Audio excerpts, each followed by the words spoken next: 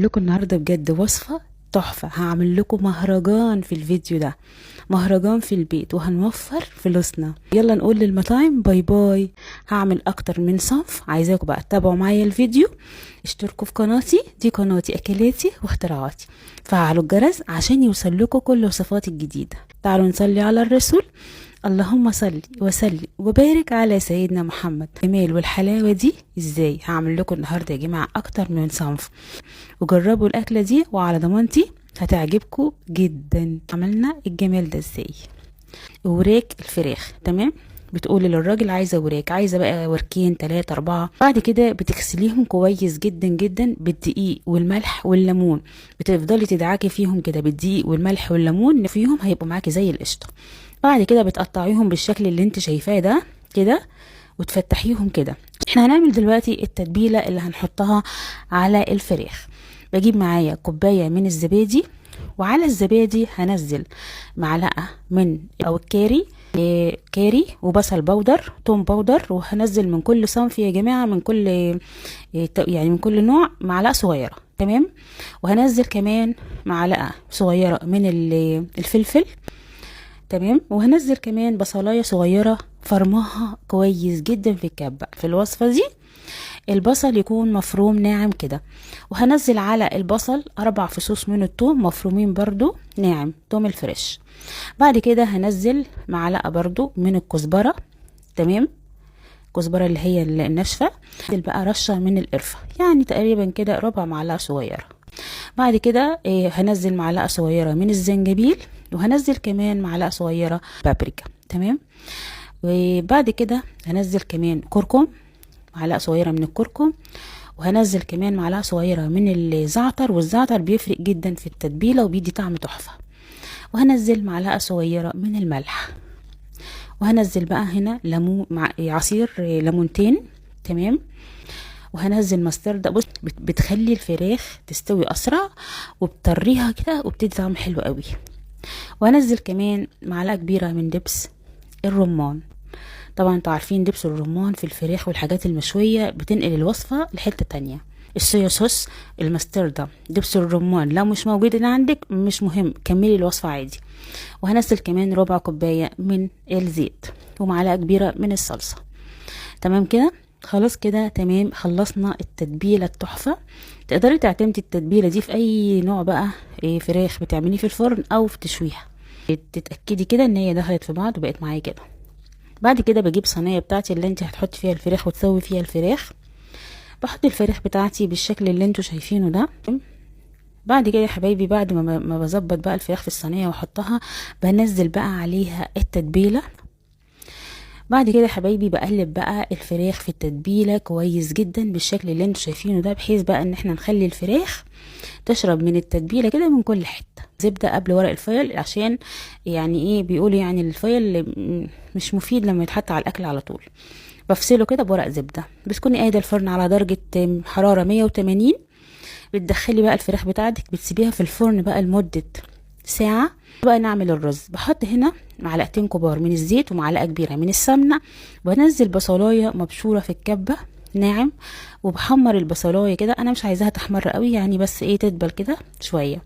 بعد كده بنزل معلقه كبيره من الكاري، ومعلقه كمان كبيره من الكبسه. والكبسه دي بتتباع عادي، ممكن تجيبيها سايبه من عند من عند العطار عادي. قولوا له عايزه توابل كبسه. وبنزل كمان معلقه صغيره من الفلفل. بقلب بقى كل الكلام ده مع بعضه كويس جدا، بحيث بس انا عايزه البصل ياخد كده من طعم التوابل. نزل بقى لو عندك حبهان حطي، لو عندك قرنفل حطي، بيدي للرز طعم تحفه. بنزل بقى معلقه من الملح، والملح حسب رغبتك انتي. بقلب بقى كل الكلام ده مع بعضه كويس جدا بالشكل اللي انتوا شايفينه ده. اللي بقى ايه ريحه القرنفل كده والحبهان يطلعوا. بعد كده يا حبايبي بنزل بقى كوبايتين من الرز البسمتي، انا غسلاه ومصفياه مش نقعاه. بعد كده بقلب بقى الرز كده في التوابل بالشكل ده، بحيث بس عايزه الرز كده يتشمع معايا، وياخد كده من ريحه التتبيله اللي احنا حطيناها. بعد كده بكون جاي محضره ميه سخنه. بحط على كوبايه الرز البسمتي كوبايه وربع من الميه. بعد كده يا حبايبي بخلي بقى الرز يغلي كده زي ما انتم شايفين كده لمدة بس ثانيتين. بعد كده بغطيه وعلى نار هاديه بقى بتسيبيه خالص لغايه لما يستوي. العيش اللي بيتاكل جنب الوصفه دي، ما انا النهارده قلت لكم هعمل لكم كذا صنف. بحط كوبايتين من الدقيق وعليهم معلقه كبيره من الكركم، وعلى الكركم هنزل رشه ملح، رشه ملح يعني. بصوا مفيش اسهل من كده، دقيق كركم ملح. بعد كده بقلب بقى كل المكونات البودر اللي احنا حطيناها دي بس بايديا كده.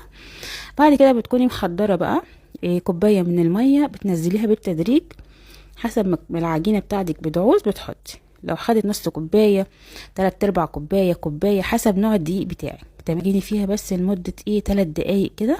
عايزه بس العجينه تتعجن كده كويس وتتلم معايا بالشكل اللي انتوا شايفينه ده.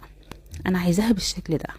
بعد كده يا حبايب قلبي، بعد بقى ما بنلم العجينه بقى وتبقى معايا كده، باخد بقى العجينه بتاعتي دي. انا قلت لكم عملت كوبايتين من الدقيق، كوبايتين من الدقيق هعمل بيهم 4 كور، يعني هعمل بيهم 4 أرغفة صغيرين كده مدورين صغيرين، يعني هعمل 4 كور كده. تمام.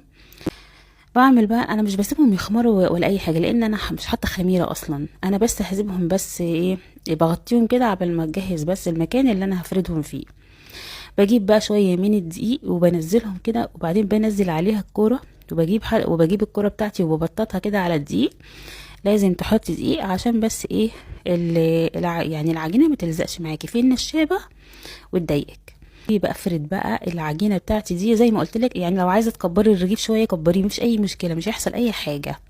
يعني انت كل ما تكبري الرغيف كل ما هيبقى ناشف معاكي شويه. لو صغرتيه كده زي ما انا عاملاه هيبقى طري سنه. تمام. بجيب طاسه بحطها على النار، بنزل فيها زيت، يا ريت بس الزيت يكون غزير شويه بحيث ان هو يغطي الرغيف بعد ما احطه في الطاسه.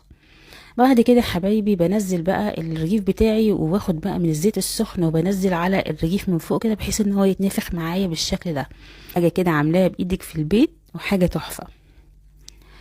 بصوا شكله يعني، بصوا يجنن يجنن يجنن. زي ما قلت لك سيبيها ساعه في الفرن. بعد كده تشيلي الورق الفويل، حطيها بس تحت الشوايه كده مثلا 3-4 دقايق، هتاخد معاكي اللون القمر ده. والرز بتاعي طلع زي القمر زي ما انتم شايفين، مفلفل وتحفه بجد يا جماعه. وجبه مش قادره اقول لكم حلوه جدا. بتجيبي بقى طبعا الرز وبتحطي جنبيه بقى يعني الفراخ بتاعتك، وبتجيبي كمان العيش القمر اللي احنا عملناه ده ب3 مكونات بس، دقيق وكركم وملح شويه ميه، وهتعملي احلى عيش. تجيبي بقى العيش تغمسي الفراخ، تاكلي الفراخ تعملي بقى جنبيها سلطه الطحينه، سلطه خضراء، اللي انت عايزاه. حلوه قوي يا جماعه. شايفين الرز طالع مفلفل وجميل ازاي؟ انا غسلته وصفيته بس ما نقعتوش ولا اي حاجه. فراخ عايزه اقول لكم دايبه دوبان والله يا جماعه من جمالها. هتعملوا الوصفه دي كذا مره، مش هتروحي تدفع فيها بقى 1000 جنيه في المطعم. تقطع بقى من العيش القمر اللي احنا عملناه ده. العيش طبعا زي ما انتم شايفين كده، ولا هو معجن في بعضه ولا مقفول ولا اي حاجه. عايزه اقول لكم وصفه بجد تجنن. يلا باي باي للمطاعم، واعملوها بقى في البيت بنظافه. عارفين انتوا بتعملوا ايه، ولادكم بياكلوا ايه، وبألف هنا. عايزاكم بقى تحطوا لايك للفيديو، اشتركوا في قناتي، دي قناتي اكلاتي واختراعاتي. فعلوا الجرس عشان يوصل لكم كل وصفاتي الجديده. بحبكم قوي، واستنوني بقى في وصفه جديده وفيديو جديد. ومع السلامه وباي باي.